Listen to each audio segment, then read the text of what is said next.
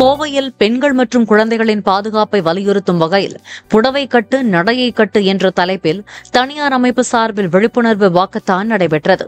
Racecourse சாலையில் நடைபெற்ற பேரணியில் சுமார் 500 பெண்கள் புடவை கட்டிக்கொண்டு பங்கேற்றனர்.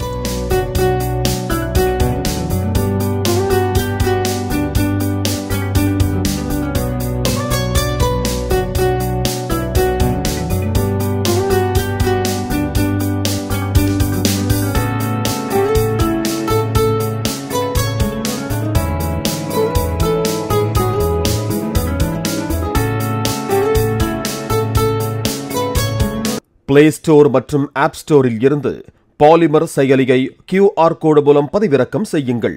செய்திகளை உடனுக்குடன் பெறுங்கள்.